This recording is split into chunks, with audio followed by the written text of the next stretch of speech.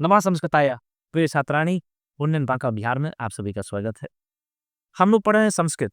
संस्कृत में हम लोग मंगलम पाठ पढ़ रहे हैं। पहला पाठ है, आप सब जानते हैं मंगल। हमने मंगलम कार्य बता भी दिया आपको, कल्याणकारी होता है। भाग 3, हाँ ये तीसरा वीडियो है। कौन सा है? तीसरा वीडियो है। और तीसरे वीडियो में हम लोग देखेंगे क्या दिया हुआ। तीसरे वीडियो में मंत्र 3 उसी का हम लोग पाठ करेंगे।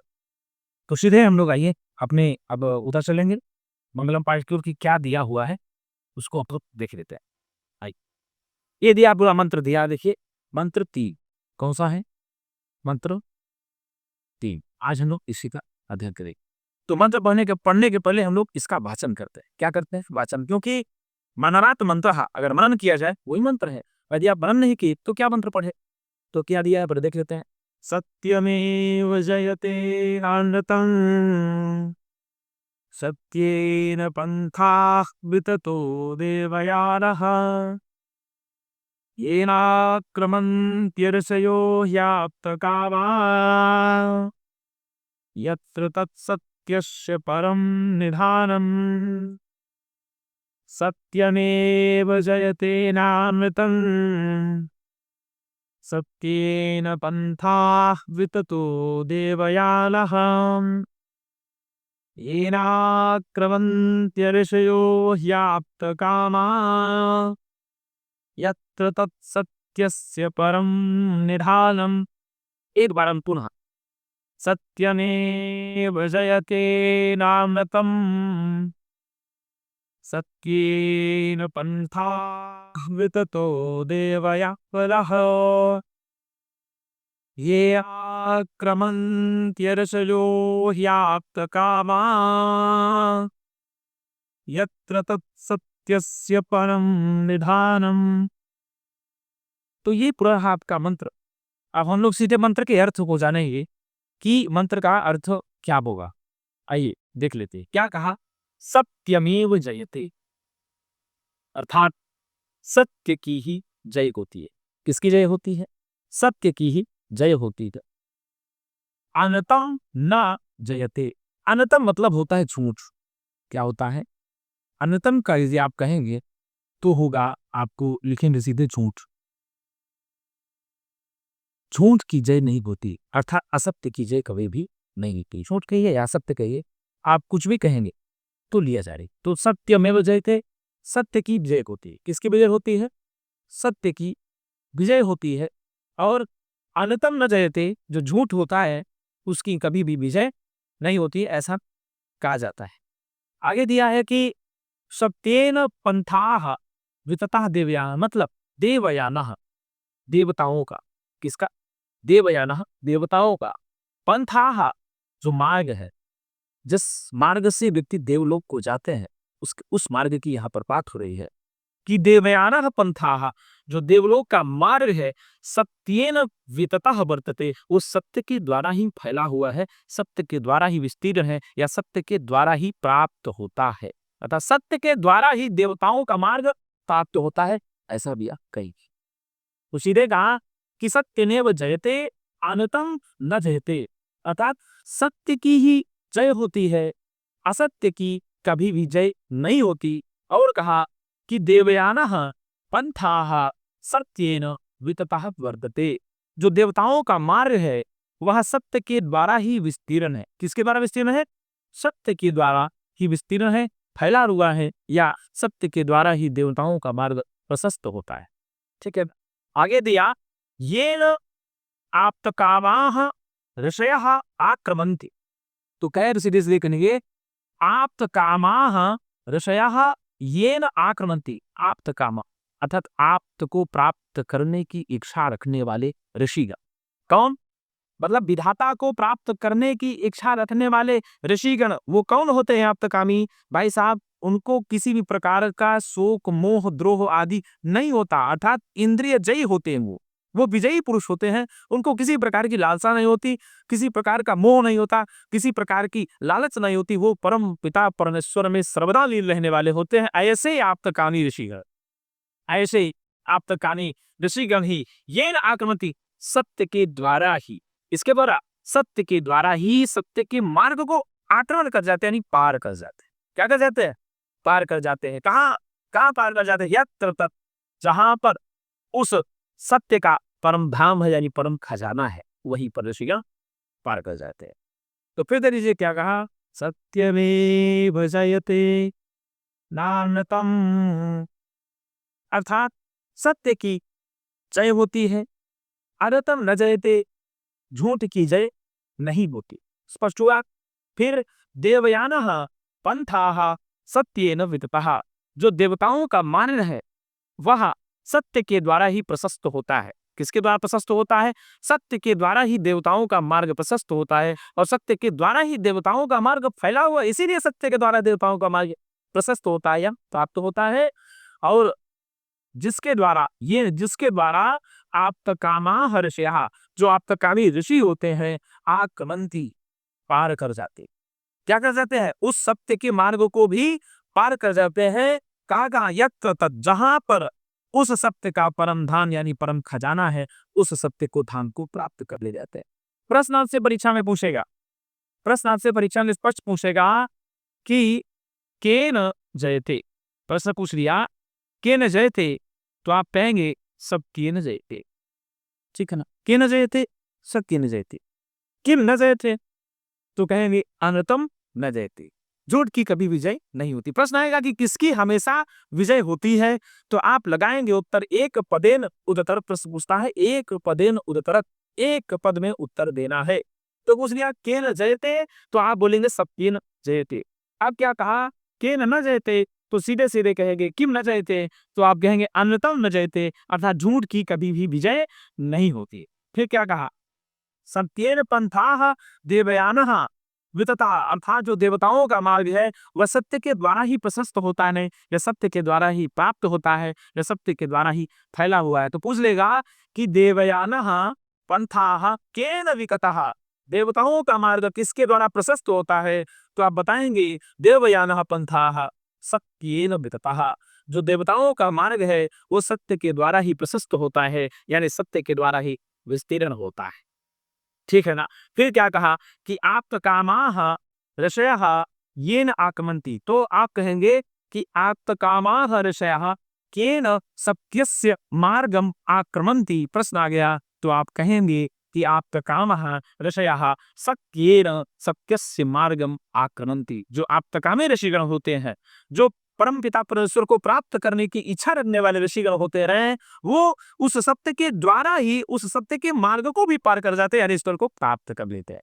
फिर कहा जाते हैं भैया तो या करता वहीं पर पार करते हैं जहां पर उस सत्य का परम धाम है। क्या है? सत्य का परम धाम है। अब यदि आपसे पूछता है कि इसमें पूछ ले सत्य में जयते कहाँ का वाक्य है, तो आप आराम से बताएंगे सत्य जयते मुंडकोपनिषद का वाक्य है। कहाँ का वाक्य है? सत्य जयते मुंडकोपनिषद का वाक्य है। हमने आपको बताया था कि उपनिषदों की संख्या 108 कितनी है? 108। एक उपनिषद है मुक्तकोपनिषद, उसके अनुसार उपनिषदों की संख्या 108 मानी जाती, लेकिन हमारे जो शंकराचार्य जी हैं, आदि शंकराचार्य जी हैं, उनके अनुसार उपनिषदों की संख्या पूछा जाए तो 10 ही मानी जाती है, क्योंकि उनका जो भाष्य है 10 उपनिषदों पर मिलता है। हमने चर्चा किया था ईश केन कट प्रश्न मुंडक मांडू के ऐतरेयम च छांदोग्यम बृहदारण्यकम 10, इतना हम लोगों ने बताया था। तो यही मुंडकोपनिषद है। ये मुंडकोपनिषद किस वेद से दिया गया है? जब प्रश्न आ जाए तो अथर्ववेद से दिया है। किस वेद से है? अथर्ववेद का ही इसका है, अथर्ववेद का है मुंडकोपनिषद। तो यदि आपसे प्रश्न मुंडक मांडू के तीनों उपनिषदें जो है अथर्ववेद की उपनिषदें हैं। तो यदि आपसे पूछ रही कि ये जो मंत्र है ये किस उपनिषद से लिया गया है, तो आप बताएंगे ये जो मंत्र है मुंडकोपनिषद से लिया गया है। कहाँ से लिया गया है? मुंडकोपनिषद से लिया गया है। और आगे यदि पूछ लेता है आपसे कि ना धन अंतम, ये ना धन अंतम, इसमें कौन सी संधि है, तो आप बताएंगे दीर्घ संधि है। कौन सी संधि है? दीर्घ संधि है। आकाश सर्वणे दीर्घा, एक सूत्र आता है, आकाश सर्वणे दीर्घा सूत्र से यहाँ पर दीर्घ संधि हो जाती है। कौन सी संधि? दीर्घ संधि। यहाँ पर भी देखिए ये धन आक्रमंती, ये आक्रमंती बन जाएगा, ये न प्लस आक्रमंती। ये यदि आपसे पूछ ले कि यहाँ कौन सी संधि है, तो यहाँ भी आकाश सर्वणे दीर्घा सूत्र से दीर्घ संधि। कौन सी संधि है? आकाश सर्वणे दीर्घा सूत्र से दीर्घ संधि है। यदि आपसे पूछ ले कि ये क्रमंत ऋषियों में कौन सी संधि है, तो आप बताएंगे सीधे सीधे ऐसे करेंगे ये ना क्रमंत की येना क्रमंती धन ऋषयः, येना क्रमंती धन ऋषयः, तो बन जाएगा येना क्रमंत ऋषयः, यहाँ हो जाएगी यम संधि। कौन सी संधि हो जाएगी? यह संधि। ये कोई रच सूत्र आता है, वो कहता है ई उरी के बाद ये दशमांश पर आए तो ई उरी के स्थान पर क्रमशः या बार अलग हो जाता, ऐसा यहाँ संधि मिलेगा। तो यहाँ दीर्घ संधि भी है और यह संधि भी है, दो संधियां इस वाक्य में। ठीक है, हमें देखिए जब आप करेंगे दीर्घ तो ये नाक्रमंती करेंगे तो बन जाएगा ये नाक्रमंती। ठीक है, तो यहाँ दीर्घ हो गया, और जब ये नाक्रमंती रसया गएंगे तो यह संधि हो जाएगी। तो आप वहां बताएंगे, यदि यहाँ पूछेंगे ना अर्थम बराबर नानतम बन जाएगा, आकाश वर्णे दीर्घा से दीर्घ संधि हो जाएगी। एक और शब्द आया है याप्त काम। कौन सा शब्द आया है? याप्त काम। यदि आपसे बोले कि याप्त काम में कौन सी संधि है तो आप बताएंगे ही धन आप्त काम। क्या कहेंगे? ही धन आप्त काम। बाबा बन गया याप्त काम, यहाँ पर भी यह संधि है। कौन सी संधि होगी गुरु जी? यह संधि हो जाएगी यहाँ पर भी। तो इस प्रकार से संधि से आपसे पूछ ले तो ऐसा आप बताएंगे। सत्य समय बोलने कौन सी व्यक्ति कौन सा वचन है तो षष्ठी व्यक्ति एक वचन है, और परम निधानों प्रथमा व्यक्ति एक वचन है, परम निधानो। ठीक है ना, यत्र तत् वहां पर। ठीक है ना, यत्र मतलब जहां होता है, यत्र तत्र सर्वत्र एकत्र अन्यत्र पढ़ेंगे आदि अव्यय। यत्र क्या है? अव्यय। ये कभी अव्यय क्या होता है? यस्य व्ययः कदापि न भवति सः अव्ययः, अर्थात जिसका कभी भी व्यय होता ही नहीं है उसी को अव्यय बोला जाता है। ठीक है ना, इसका ना तो कोई रूप चलता है, ना कोई विभक्ति होती है, ना कोई वचन होता है, ना कोई काल होता है, जस का तस प्रयोग होगा, यही है अव्यय। इसको कहते हैं अव्यय, जो कभी खर्चा ही ना किया जा सके, वह केवल जहां है तहां बढ़ जाएगा, उसको बोलते हैं। ये सब 13 पंथा, तृतीय व्यक्ति एक वचन। कौन सी व्यक्ति है? तृतीय व्यक्ति एक वचन। आपसे पूछ ले सब 3 में कौन सी व्यक्ति कौन सा वचन है तो आप बताएंगे तृतीय व्यक्ति एक वचन है। देवयानः पंथाः, देवताओं का, ये देव ना षष्ठी व्यक्ति है। और पंथा, पंथा से जोड़ा, पंथा पंथानो पंथाना पथिन शब्द का रूप है, पथिन शब्द का पुल्लिंग रूप है। प्रथम व्यक्ति एक वचन बनता है। देवयान, देवताओं का मार्ग, पंथानो को मतलब मार्ग। यदि आपसे पूछ ले यहाँ शब्द है पंथा है, ये ध्यान रखना, ये यहाँ ऐसे पंथा, ये पथिन शब्द है। कौन सा शब्द है? पथिन शब्द का रूप चलता है। पंथा पंथानो पंथाना रूप चलता है, पंथाहा पंथानो पंथाना रूप चलता है। तो देवताओं का मार्ग जो है सत्य के द्वारा ही प्रशस्त होता है, यानी प्राप्त होता है। ठीक है ना, तो किसके द्वारा देवताओं का मार्ग प्रशस्त होता है तो आप बताएंगे सत्य के द्वारा ही देवताओं का मार्ग प्रशस्त हो जाता है। अब यहां पूछ ले नाधन ऋतम, ये नाधन ऋतम, इसमें कौन सा समास है तो नई तत्पुरुष समास है। कौन सा समास है जी? नई तत्पुरुष समास। कौन सा समास है? नई तत्पुरुष समास। ठीक है ना, आप अगर पूछ ले आप इसे कि इसमें कौन सा समास है तो आप बताएंगे नई तत्पुरुष समास है। और याप्त कामा रशिया, तो भाई साहब इसमें भी बहुव्रीहि समास हो जाएगा। ठीक है ना, रशया रसी रसी रशया रूप चलता है, रसी रसी रशया। तो जो रशया है या प्रथमा व्यक्ति बहुवचन का है। किसका है गुरुजी? प्रथमा व्यक्ति बहुवचन का है, रूप बताए रसी रसी रशया। यह इकारांत पुल्लिंग का रूप। किसका है? इकारांत पुल्लिंग का। तो इस प्रकार से आपसे पूछ ले तो बार बार आप बताइए। फिर से देख लेते हैं एक बार इसको। क्या कहा? सत्यमेव जयते नानृतम् सत्येन पंथाः विततो देवयानः येनाक्रमन्त्यर्षयो ह्याप्तकामाः यत्र तत्सत्यस्य परम निधानम्। क्या कहा? कि सत्य की ही जीत होती है। किसकी जीत होती है? सत्य की ही सदा सर्वदा विजय होती है। और क्या कहा? असत्य की नहीं, अर्थात झूठ की कभी भी विजय नहीं होती है। आप लोगों ने गाना सुना होगा, झूठ बोलिए कौआ काट। अगर गाना आप लोगों ने सुना होगा तो ध्यान देना, इसलिए वो कहते हैं भाई झूठ नहीं बोलना चाहिए, असत्य कभी नहीं बोलना। सत्यम ब्रूयात प्रियम ब्रूयात न ब्रूयात सत्यम प्रियम। प्रत्येक प्राणी को, छात्र को जीवन में सत्य बोलना चाहिए और प्रिय बोलना चाहिए। अप्रिय सत्य कभी भी नहीं बोलना चाहिए यदि जीवन में कुछ अच्छा करना चाहते हो तो, वरना झूठ के पुलवान हो, कुछ होने वाला जगत में नहीं है। तो यही कहा जी कि सत्य की जीत होती है, असत्य की नहीं। सत्य के द्वारा ही देवलोक का मार्ग प्रशस्त होता है। सत्य ही एक ऐसा है ना जिसके द्वारा आप देवलोक के मार्ग तक पहुंच सकते हैं, वो साधन है सत्य। अब आप सोचिए कि नहीं मैं असत्य का सहारा लेकर के देवलोक के मार्ग तक पहुंच जाऊं तो ये संभव नहीं है, कदापि नहीं हो सकता। तो क्या कहा? जिसके द्वारा आप तकानी ऋषिगण देवलोक को पार कर जाते, जो सप्तकामी ऋषिगण होते हैं, जिनको आप्त यानी होता है जो विधाता को प्राप्त करने की इच्छा रखने वाले ऋषिगण होते हैं ना, वो उस सत्य के मार्ग को भी पार कर जाते हैं। क्या कर जाते हैं? सत्य को मार्ग को पार कर जाते हैं, जहां पर उस सत्य का पंथक यही खजाना है, जहां पर वो परम सत्य रहता है, जहां पर परम पिता परमेश्वर रहते हैं, उसको भी पार कर जाते हैं आप्तकामी ऋषिगण। तो उसमें सीधे यही कहा, बाकी कुछ है नहीं। सत्यमेव जयते नानृतम् सत्येन पंथाः विततो देवयानः येनाक्रमन्ति ऋषयो ह्याप्तकामा यत्र तत्सत्यस्य परम निधानम। अर्थात सत्य की ही विजय होती, इसकी सत्य की ही विजय होती है, असत्य की नहीं। सत्य के द्वारा ही देवलोक का मार्ग प्रशस्त होता है, जिसके द्वारा आप्तकामी ऋषिगण देवलोक को पार कर जाते हैं, जहां पर उस सत्य का परम धाम यानी खजाना है। तो मित्रों, ये यहाँ आपका पूरा तीसरा मंत्र मंगलम पाठ का।